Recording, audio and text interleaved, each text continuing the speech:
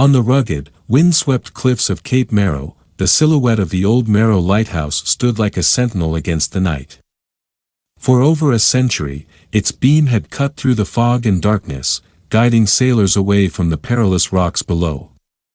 Yet, despite its noble purpose, local folklore whispered tales of a ghostly keeper who haunted its spiraling stairs and shadow-filled halls. The story begins with Alex, a writer with a penchant for the paranormal, arriving in the small, coastal town of Seaward's edge.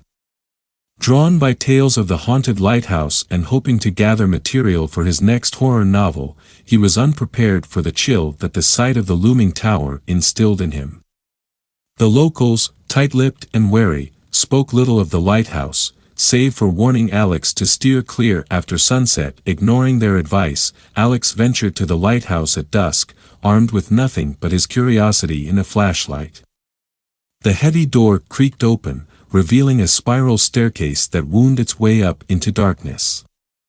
As he ascended, the wind's howling seemed to morph into whispers, and his flashlight flickered erratically, as if resisting an unseen force. At the top, Alex found the lamp room deserted, save for a decades-old logbook resting on a dusty table. The entries were mundane until he reached the final entry, dated exactly 100 years ago. It read, "The sea calls to me. Its voice is her voice. Tonight, I shall join her." The handwriting was erratic, filled with an urgency that belied a descent into madness. Suddenly, the room chilled, and Alex felt an unseen presence. A ghostly figure materialized before him, its form flickering like a faulty lantern. It was the keeper, his eyes hollow with eternal sorrow. In a voice that echoed with the sound of crashing waves, he spoke of his wife, lost to the sea, and his subsequent pact with dark forces that promised her return in exchange for his eternal vigil. But the sea never returned his beloved, and the keeper was bound to the lighthouse, forever tormented by his loss and the knowledge that he had damned himself to an eternity of isolation and regret. His only release, he claimed, was to pass on his curse to another, and he had chosen Alex. Panicked, Alex fled down the staircase, the keeper's ghostly wails echoing behind him. He burst out into the night, the door slamming shut with a force that shook the ground. Gasping for air, Alex looked back, half expecting the keeper to follow. But there was only silence. In the days that followed, Alex tried to write about his experience, but found himself unable. His nights were plagued by nightmares of the lighthouse and the sorrowful keeper. He realized then that the curse was not about being trapped within the lighthouse, but being haunted by it, forever obsessed with a story he could never share. Years passed, and Alex never wrote another word, his career and sanity unraveled by the phantom grip of Cape Marrow's lighthouse. Meanwhile, the beam of the Old Marrow Lighthouse continues to cut through the night, a beacon for lost souls, guided by a keeper who waits for someone brave, or foolish, enough to take up his eternal watch.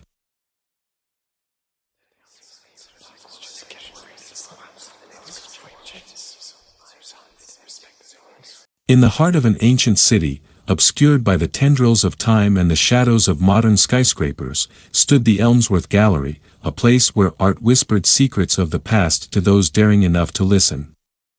The gallery, renowned for its collection of hauntingly beautiful paintings, sculptures, and artifacts, was shrouded in rumors of curses and hauntings, drawing the curious and the brave from across the globe. The protagonist of our story, Julianne, a young art historian with a penchant for the macabre, had always been fascinated by the legends surrounding the Elmsworth Gallery. When she received an invitation to the gallery's most exclusive exhibit, The Phantom of the Gallery, she knew it was an opportunity she couldn't miss. The exhibit was to be held at midnight, under the light of a blood moon, adding an eerie ambience to the already chilling atmosphere of the gallery. As Julianne entered the dimly lit hall, she was greeted by the sight of paintings that seemed to move, their eyes following her every step, and sculptures that whispered in voices only she could hear. Each art piece in the exhibit told a story, a piece of the gallery's haunted past. There was the portrait of Lady Elmsworth, whose eyes were said to bleed at the stroke of midnight, mourning her untimely death at the hands of a jealous lover. There was the sculpture of the hanged man, which, legend had it, would come to life and reveal the location of a hidden treasure to anyone brave enough to ask.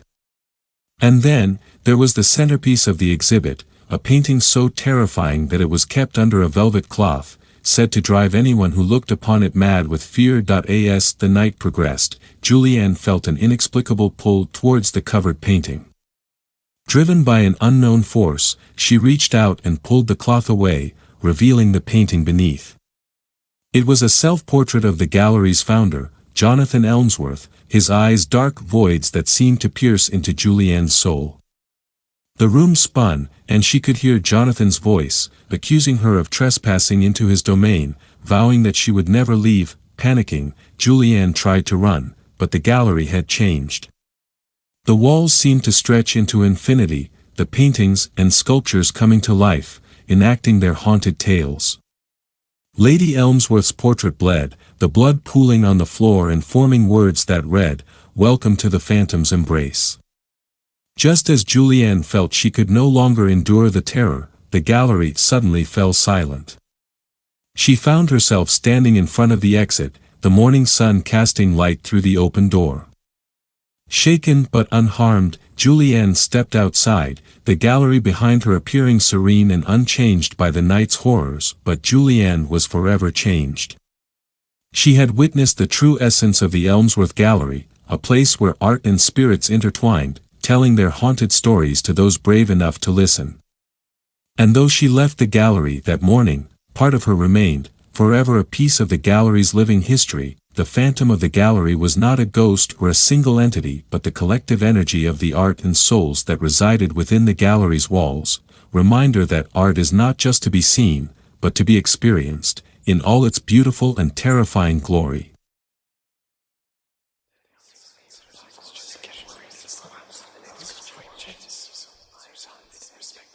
In the shadowy edges of an unremarkable town, there lay a plot of land that the locals whispered about only in hushed tones.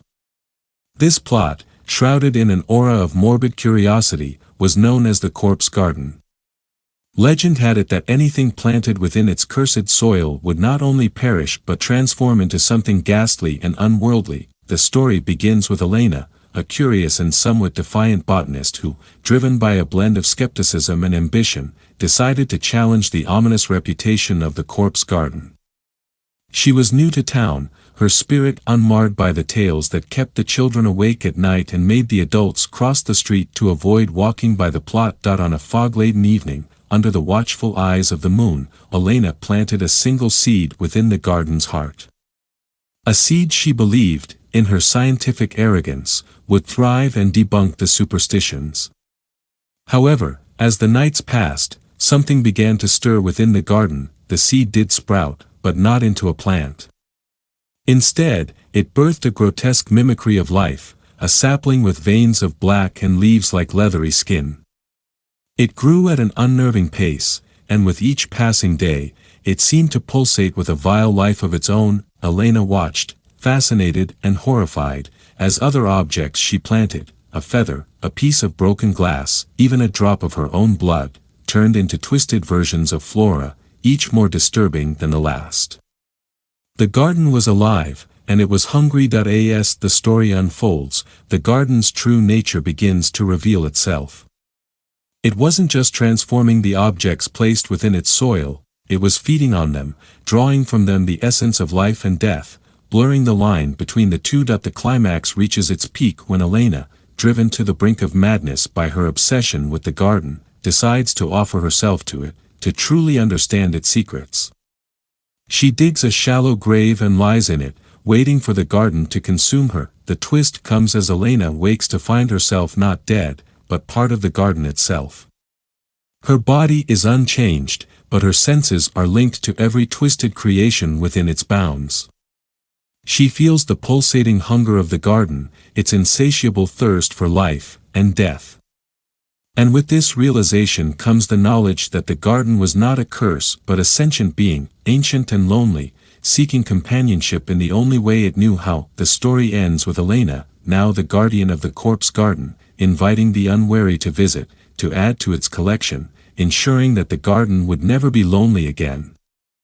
And the townspeople, noticing the disappearance of those too curious for their own good, began to whisper anew about the dangers of the garden, never realizing that its keeper was once human, now an eternal part of the garden's macabre beauty. The corpse garden. The horror lies not just in the grotesque transformations within the garden, but in the human obsession with conquering and understanding the unknown, often at the cost of one's own humanity.